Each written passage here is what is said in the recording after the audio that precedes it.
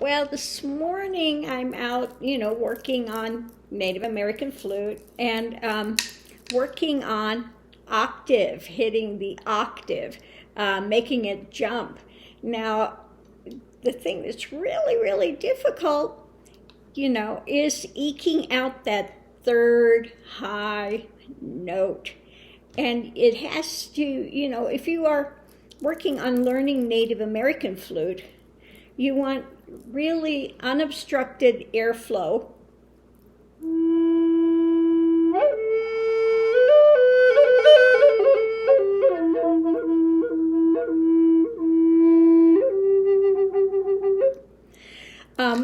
To hit your low notes.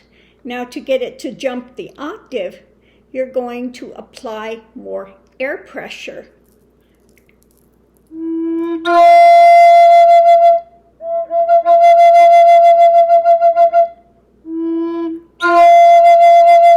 And you're going to press the air, not from the bottom, but from the top of the hole. So you're going to change the structure of your tongue and things in your mouth to get the air to raise up to hit that octave. Now, what I've been working on today is attempting to get it to go to the third note. Sometimes you can get it to jump to the single note. You get that first and second note pretty easy. That third one is the one that just really, you've got to work on it. And to get it to jump to that third one, we'll see if I can get it to do it.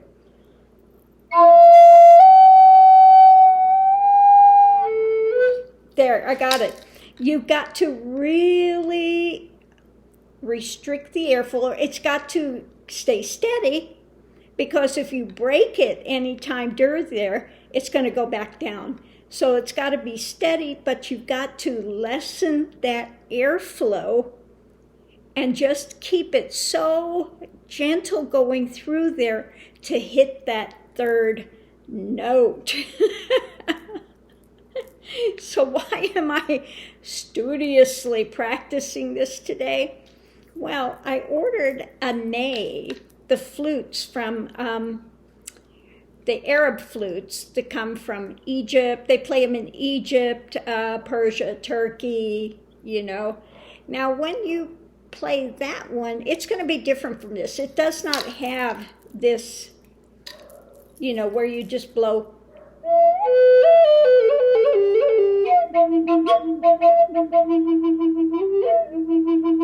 Now, with that one, you have to do kind of side blow, kind of like this.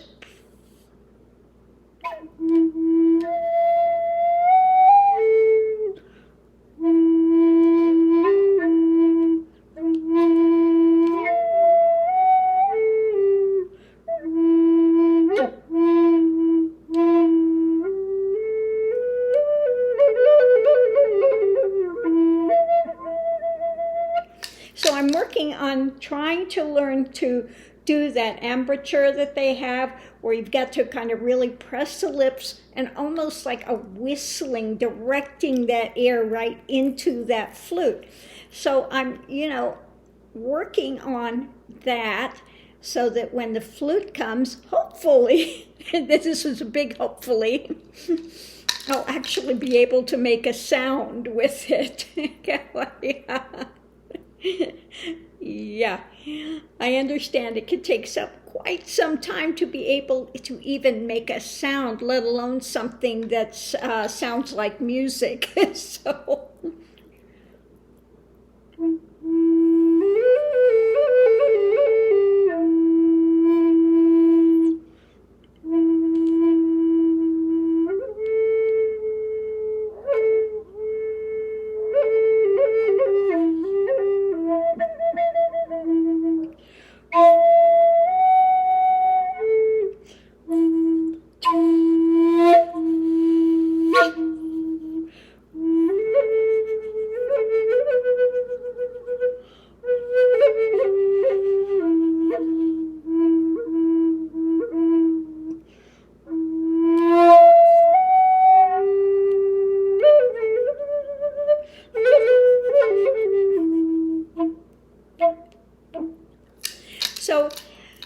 also with American flute, you do a lot of the quivering sound you do in your throat. If you want to do the, like this.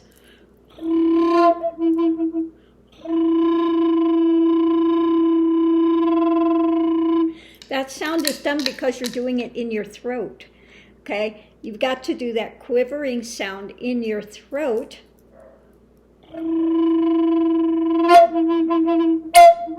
Another thing you do is the pressure, the air, boom, boom, boom, if you want to have that backing off sound.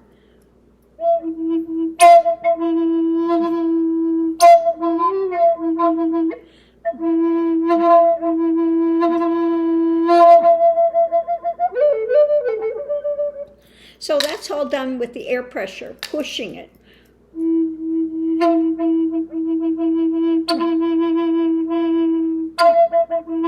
Okay, so again, you know, when you get your flute, your Native American flute, you work on air pressure. Each flute is different too. Now I have some flutes that easily jump an octave, then I have some that just don't. You know, so every instrument is different. You've got to get it, really spend a lot of time with it, get to know your flute. This one I haven't played as much, and I do love the sound of it. My little otter flute, I love that he's playing there with this turquoise, my little otter flute. But yeah, it's just, you know, taking the time and experimenting to see exactly what sounds you can get. And again, a lot of it comes from what you're doing with your throat, the placement of the tongue, how you're blowing the air. You know, for some of the things, if you want it, you've got to blow it on the top end of the hole, and some things the low end of the hole. Some of it you want some air restriction, some of it you want it needs to be soft and smooth the whole way through, and some you got to push it through. You know, you got to push it. Now you would think with the higher flutes that you would use less air. Not true. The higher flutes you use more air, usually more air pressure, and the lower the tone. In the Native American flute, you use a lot less air. If you give too much air, it doesn't work. It'll break. The sound will break. So the really low flutes, like my low A and my low B flat, they take a lot more ability to play than do the higher flutes. The higher flutes are much easier than those of the low register. Now, how it is with the nei, I don't know. Now, the shakuhachi from Japan, they take a lot of air. I don't think I have enough air capacity to actually be able to play a shakuhachi well, especially since I've had the anemia that really kind of kills your airflow there. So, yeah, I think that's kind of out of my ability to play at the moment. We'll see if I ever get my air built up. But I am so looking for the nei. I have a nei coming, and then I have another one. Is it a kamla? So it's kind of like kamla, something like that. It's a little bit more, I think, like the Native American flute. It doesn't have the hole in the back. So I think it's very similar to a Native American flute. But the way that you do the embouchure is different than Native American flute. And so we'll see. I bought both the nei and the other to just see, you know, how it's going to work. Am I going to be able to do a learning curve? Am I going to be able to transition from this to the Arabic? Now, the one I played the other day, this little, is an Arabic scale. This is more of an Arabic scale. It's cold. It may not play. This is that, what do you call it? That material. When it's cold, sometimes it doesn't play trying to warm it up a little bit here. So we'll get some notes out of it.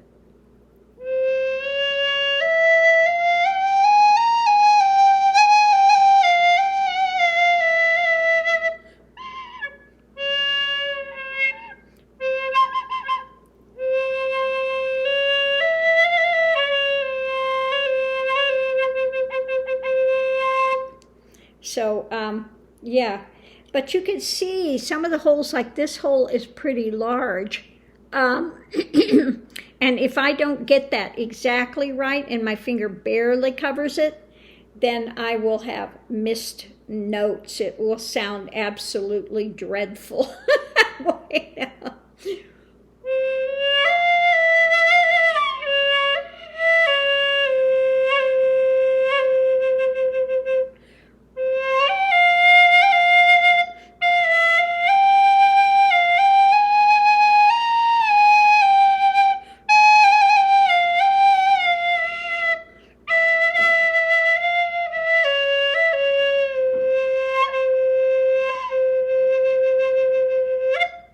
So that's the Arabic scale.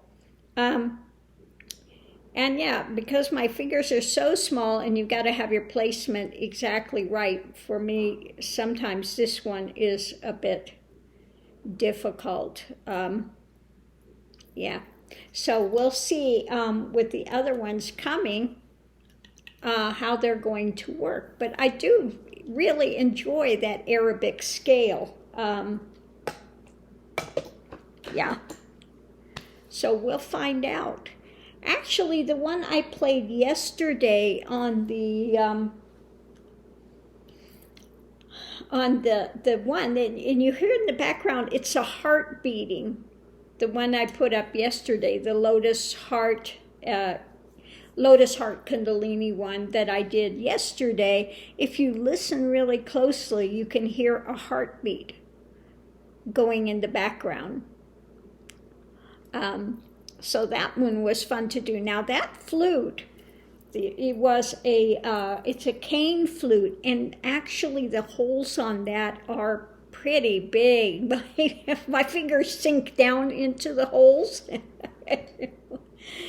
And so again, when I'm playing that flute, I have to be so careful that you got to get every part of that hole closed. Because if any of it is open at all, you're dead in the water, okay, for that sound. Now, one thing you do is to do a half note.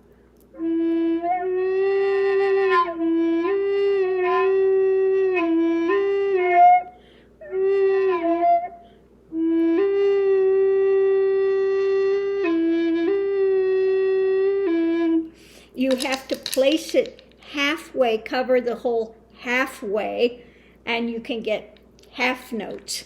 But again, that's something that you work up to. It takes some practice. You can also do the sliding notes.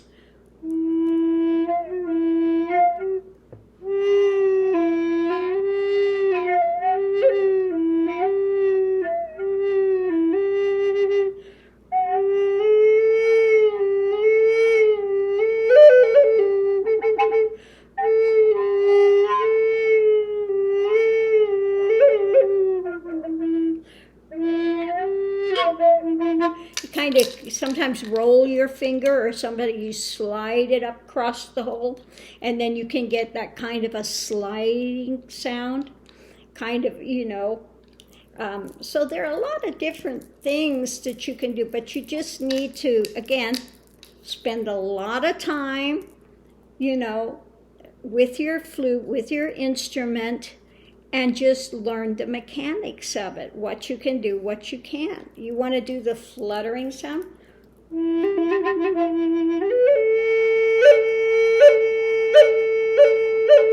Make those little bird chirpy sounds.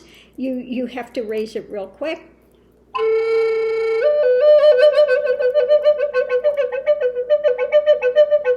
And then that one's a combination of the fluttering of the throat and the fluttering of the finger, the note. So again, you know, so many sounds you can get from this instrument, and it's all done with the fingering and the vocal, what you're doing in your throat, how you're managing the air, how you're pushing the air, etc. When you start out, just start out by getting a regular scale, just easy.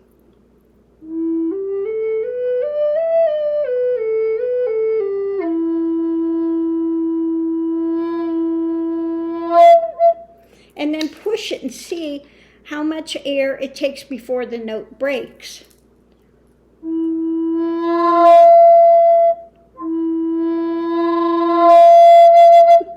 See how much pressure before the note breaks.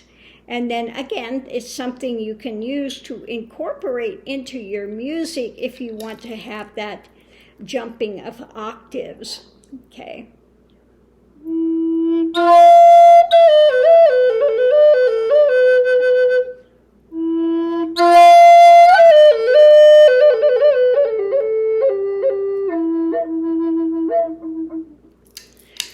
So again, you know, it's mainly just spending time with your instrument, getting to know it, get your basic notes down first, and then you start playing with air pressure, placement, and you know, using your throat, doing the fluttering sound. Now, when I first started out, I did the fluttering with the tongue. You could do it that way too, but then I found out it's much easier, much more efficient to do it with the throat than to do with the tongue. But, you know, again, this is something that comes along as you practice and you get to know it, and you get more comfortable with your instrument. Then you'll develop your own techniques, what works for you and that particular instrument. Okay. Like I said, you know, I have a lot of Native American flutes. Even though sometimes they're made by the same flute maker, each flute is different. The way it plays will be different. So yeah, you've got to know each one of your instruments. Let's say they each have their own personality. Okay. Some of them can be really stubborn, and some of them are just easy breezy. So the joy of the Native American flute. But I am looking forward to the ney coming, and then the other one coming as well. And we'll see what I can do or not do, as the case may be, when they get here. Wish me luck. New adventure. Anyway, thanks for tuning in. Love and light. See you online.